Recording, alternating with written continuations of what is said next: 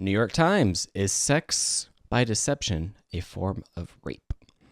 This article featured someone named Joyce Short, and she did a TEDx. So we're actually going to go over to the TEDx and show that. A stranger named Donald Ward climbed in bed behind a young woman who'd fallen asleep in her boyfriend's dorm room at Purdue University. She thought that he was her boyfriend, and he engaged her in sex. He admitted that he had tricked her to the police, and they arrested him for rape. The jury acquitted him because in the state of Indiana, in the Midwestern United States, rape by fraud or impersonation is not a crime. In the state of Tennessee, it's a felony. In the state of Alabama, it's a misdemeanor. In the state of Delaware, it's not a crime. In the state of Idaho, if he pretends to be your husband, it's a crime, but not if he pretends to be your boyfriend. Jeez. Yeah. And then she has this concept that laws set morals. So I'm going to ask you, do laws set morals in the chat room? Do laws set morals? Let's hear what she has to say. Today, we see slavery as morally shameful because laws shape our morality. And we need new laws on sexual assault that can change our morality the same way that anti-slavery laws did. Chat room says no. People say they disagree.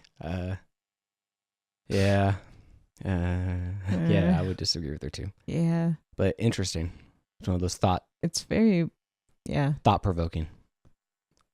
Consent versus assent. So what's your definition of consent? If agreement pops into your mind, you're in good company. That's what most people think. But there are many different types of agreement that can take place in sex, but only consent has the weight to make sexual conduct legal. What distinguishes consent is that it's freely given, knowledgeable, and informed agreement. In our social media world, I like to call that hashtag FGKIA for freely given, knowledgeable, and informed agreement. Another type of agreement that often gets confused for consent is assent. And assent means agreement on the face of it. Larry Nassar, the doctor for the U.S. women's gymnastics team, pretended that he was medically treating his patients when he touched their private parts for his sexual pleasure. His patients can only assent because they weren't knowledgeable and informed. Interesting. Legal trickery. Yeah. In sexual conduct, we have a name in legal language for tricking a person into thinking yes when their real interest is no. When you trick them about the action itself, it's called fraud in the factum. When you trick them about the actor, it's called fraud in the inducement. So Larry Nassar committed sexual assault by fraud in the factum, and Donald Ward at Purdue University committed sexual assault by fraud in the inducement. I can see her point there. Yeah, it's very logical. And then closing it out, acquiescence. Another type of agreement that people confuse with consent is acquiescence. And acquiescence means agreement under duress. Harvey Weinstein was a very powerful producer. And the people who, and when he exposed himself and demanded sexual favors, the people who he he preyed on, they were concerned about their careers, and they were in fear of what he could do to eliminate their career. When someone induces sex through fear, that person is not freely giving their agreement. Also, when somebody muddles your brains with drugs or alcohol, you don't have the clarity of mind in order to be able to freely give knowledgeable and informed agreement. Very interesting. Yeah. And I don't know why I lost her her conclusion. I lost the clip where she talks about how we have to write our senators and legislators and say that we need clear definitions to consent. Yeah. That's what she's pushing for, which I agree with, but I lost the clip. It happens. It's a very tricky world to navigate for both parties, because Yes. I mean, I also worry about men. You know, I don't want to be unfairly burdened, and sometimes in these cases I feel like they are, but at the same time we want to protect vulnerable populations of women. And vulnerable populations. Yeah. Absolutely. Science Daily. Number of women who aren't physically active enough is high and growing. Researchers used data from 2006 to 2015, U.S. Agency Health for Healthcare Research and Quality's Medical Expenditure panel survey, a self-reported questionnaire of individual households across the nation. The results of this study are based on data from about 18,000 women with cardiovascular disease between the ages 18 and 75, including non-Hispanic whites, 77.5%, Asians, 2.3%, African Americans, 12.2%, and Hispanics, 8%, who in some are nationally representative U.S. women with cardiovascular disease. They compared answers collected in 2006 to 2007 against those collected 2014 to 2015 to assess any trends. In 2006, 58% of women with cardiovascular disease said they were not meeting the AHA recommended physical activity guidelines. By 2015, that number rose to 61%.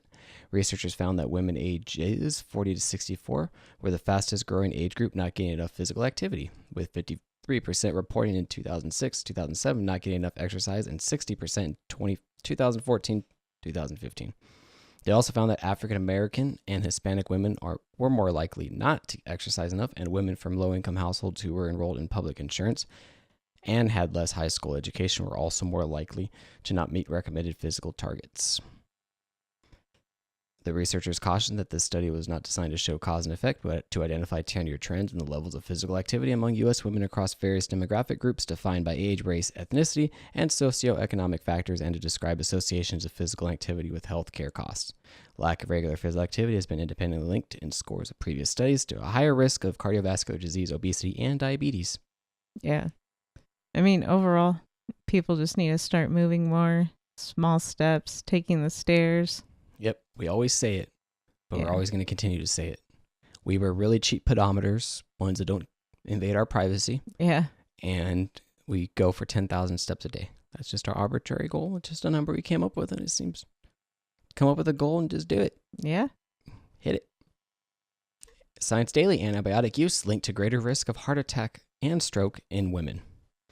Duration and life stage of antibiotic use and risk of cardiovascular events in women, published in the European Heart Journal, found women aged 60 or older who took antibiotics for 2 months or more had the greatest risk of cardiovascular disease, but long duration of antibiotic use was also associated with an increased risk if taken during middle age 40 to 59. The researchers could find no increased risk from antibiotic use by younger adults aged between 20 to 39. The researchers studied over 36,000 women who took part in the Nurses' Health Study, which has been running in the USA since 1976. The current study looked at data from 2004 to June 2012. In 2004, the women were age 60 or older, and they were asked about their use of antibiotics when they were young, 20 to 39, middle-aged, 40 to 59, or older, 60 and older. The researchers categorized them into 4 groups: those who have never taken antibiotics, those who had taken them from time periods of less than 15 days to 2 months, or for 2 months or longer. During an average follow-up period of nearly 8 years, during which the women continued to complete questionnaires every 2 years, 1,056 participants developed cardiovascular disease. After adjustments to take into account factors that could affect their results, such as age, race, sex, diet, and lifestyle, reasons for antibiotic use, overweight, obesity, or other diseases, and medication use, they found that women who use antibiotics for periods of 2 months or longer in late adulthood were 32% more likely to develop cardiovascular disease than women who did not use antibiotics. Women who took antibiotics for longer than 2 months in the middle age had a 28% increased risk compared to women who did not. These findings mean that among women who take antibiotics for 2 months or more in late adulthood, 6 women per 1,000 would develop a cardiovascular disease compared to 3 per 1,000 among women who had not taken antibiotics. Limitations include the fact that participants reported their use of antibiotics, and this could be misremembered. However, as they were all health professionals, they were able to provide more accurate information on the medication use rather than the general population. Well, this is kind of promising too, because this will encourage physicians to use less antibiotics. So we've kind of covered that on the show, how we tend to overuse antibiotics. We're actually going to have something about that today. Oh, perfect. Not Science Daily. Despite healthy warnings, Americans still sit too much. Health warnings, Americans still sit too much.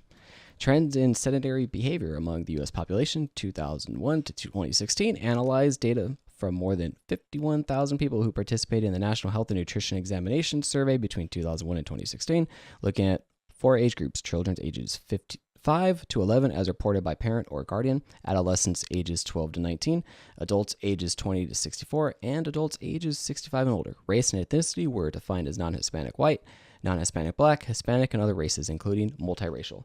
Total daily sitting time increased among adolescents and adults from 2007 to 2016 from 7 hours per day to just over 8 for teenagers, and from 5.5 hours a day to almost 6.5 for adults, the researchers found.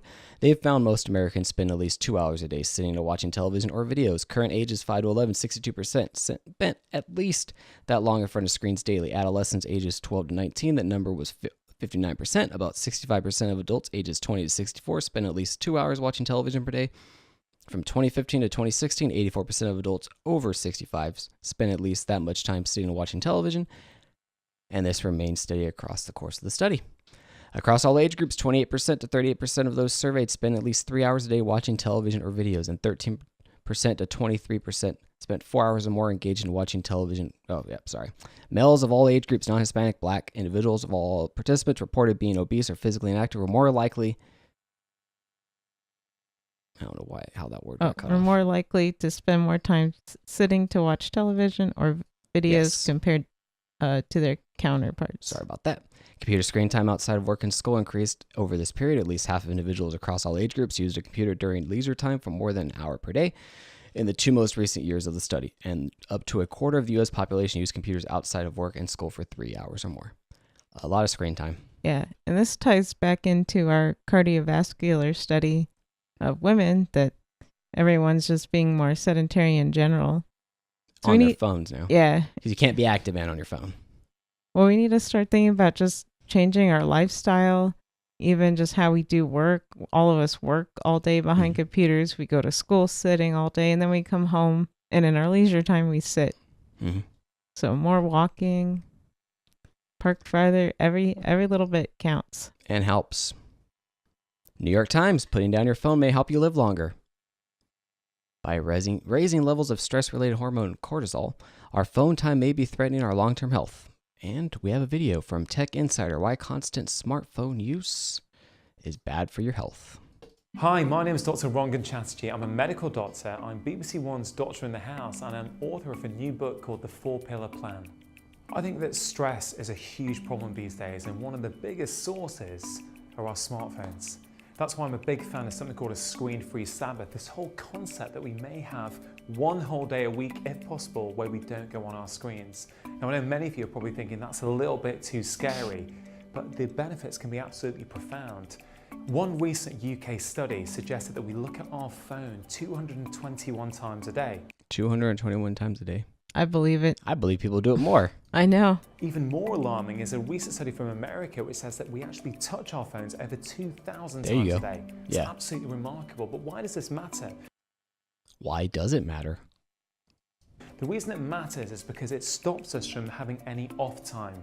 We're constantly go, go, go. From the minute we wake up and we check Twitter, WhatsApp, Facebook, our lives are go, go, go these days with work, the commute, emails, to-do lists, and this constant stream of information, or what I call information overload, continues until late into the evening, often whilst we're still in bed. And this is a big problem because stress raises levels of something called cortisol in our bodies. Cortisol is our body's principal stress response hormone. If we have raised levels of our stress response hormones, it affects our brain, our performance, our function. We get tired at work. It's not only work, it then impacts our home lives and our personal relationships in the evening. We have to use technology in a way that it helps us rather than controls us. Yes. Yeah. And that stress response is not good if you're getting that on your phone, from your phone. I'm so guilty of this, though, sometimes. I've gotten better. I turned off the notifications, Yes. but Here's the conclusion. Speaking of A simple notifications. tip that I use both myself and with my patients is to think about, can we have 1 hour in the morning where we don't look at our phones? It could be quite remarkable. Or at least have your phone in airplane mode, because then you can go on an app, listen to some music, or do something like a meditation app without getting that constant stream of noise. Another simple tip to reduce how much you use your smartphone, but more importantly, how your smartphone might be adversely affecting you, is to switch off notifications on your phone. This Turn off notifications. Yeah. What? can be life-changing. Do you need to see every time someone likes that last Instagram comment? no. Do you No. need to know every time a new email pings in your inbox? No. Nope. Simply taking off those notifications puts you in control, because then you can choose when you go on Instagram, when you go on Facebook, and when you choose to utilize social media. You can choose to access your emails, but you're not constantly bombarded by somebody else's agenda, because when somebody else likes your Instagram post, that could be 24 hours a day, it could be any time, and that's going to then impact you. You divert attention from what you're doing and you go and look at that post. Now look, I'm not criticizing, I am as guilty as anyone, but I do not have notifications on my phone anymore. And I tell you what, I would not go back.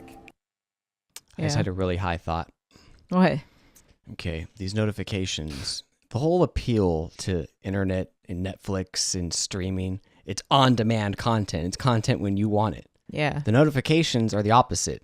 Correct. Okay, just making sure. Yeah. So they're calling you. You're the content. They're saying you get over here right Yeah. now. We need you. Instead of you saying, hey, I'm going to check what's going on with Instagram and see if I want to see anything. Yeah. Anything I demand that I want to see. Instead, it's, hey, come here and look at this. We want you to see this. Precisely. Oh, okay. I understand. And that was, I like his word choice. That What? now I forgot his word. You liked But- it so much you forgot it. Yeah, no, sorry. That it was someone else's agenda, and that's Yes, exactly what that's you said yeah, too. it's exactly what it's the Yeah. agenda of the developer of the service, the app developer, maybe Instagram, who's controlled by the advertisers to sell you stuff. But do you remember how hard it was for me to turn off all notifications on was- all three of my yeah, Instagram It accounts? was, it was actually difficult to navigate and find it yes, on the phone. They do not make yeah, it easy. It's not easy to turn off notifications. And then Facebook now, what they do is they email you. Like, Yes. Geez, now I got to turn that off too. Yep. Disney still emails me. They've been emailing me for years. And I Just- click unsubscribe from the Disney emails and they still email me. I am documenting this all on video That's now. crazy. I'm documenting it. Twitch stream it. Yeah, I'm a Twitch stream. Going back to cortisol. These effects can be life-saving if you're actually in physical danger, like say you're being charged by a bull, according to the article. But our bodies also release cortisol in response to emotional stressors, where an increased heart rate isn't going to do much good, such as checking your phone to an angry email from your boss. That's exactly what we just said. And yeah, it takes me back to my time in the private sector. Getting the company phone, that was what you strove. I thought it was big time. Company phone, it was great. Now I warn people against it Oh, because they can no. always call you whenever. You can be summoned whenever you want. Do you really want your boss having that line on you? Yeah. I don't think so. And that goes back to our new culture that you always have to be busy and you always have to be on demand. But it's not healthy. It's not healthy. HealthyTalkShow.com/support. Yes. Science Daily. People with happy spouses may live longer. Research suggests that having a happy spouse leads to a longer marriage. And now study results show that it's associated with a longer life too. Having a happy spouse is associated with lower risk of mortality, published in Psychological Science, a journal of the Association of Psychological Science. Notably, spouses' life satisfaction was even a better predictor of participants' mortality than participants' own life satisfaction. Participants who had a happy partner at the beginning of the study were less likely to pass away over the next 8 years compared with participants who had less happy partners. Olga Stavrova, a researcher at Tilburg University in the Netherlands, examined data from the nationally representative survey of about 4,400 couples in the United States who were over the age of 50. The survey collected data on the participants who had spouses or live-in partners. 99% of the sampled couples were heterosexual. At the end of the 8 years, about 16% of the participants had died. Those who died tended to be older, male, less educated, less wealthy, less physically active, and in poorer health than those who were still alive. Those who died also tended to report lower relationship satisfaction, lower life satisfaction, and having a partner who also reported lower life satisfaction. The spouses of participants who died were also more likely to pass away within the 8-year observation period than were spouses of participants who were still living. The findings suggest that that greater partner life satisfaction at the beginning of the study was associated with lower participant mortality risk. Specifically, the risk of mortality for participants with a happy spouse increased more slowly than mortality risk for participants with an unhappy spouse. Association between the partner life satisfaction and mortality risk held even after accounting for major socio-demographic variables, self-rated health and morbidity, and partner mortality. Cool. Yeah. This reminds me of the Japanese people, where they were living long too because they had their community. Mm-hmm. So it's all about just finding your people that you love. Yes, finding. And enjoy your time with them. Yes, enjoy your time together. Yes. That's what it's about, love and light. Thank you so much for watching. For more Healthy Talk Show, please consider subscribing to our podcast over at healthytalkshow.com/subscribe. It's free. Twitter and Instagram at Healthy Talk Show, drop the W. We record the podcast live Mondays at 8 p.m. Pacific Standard Time over at healthytalkshow.com/live. Love and light.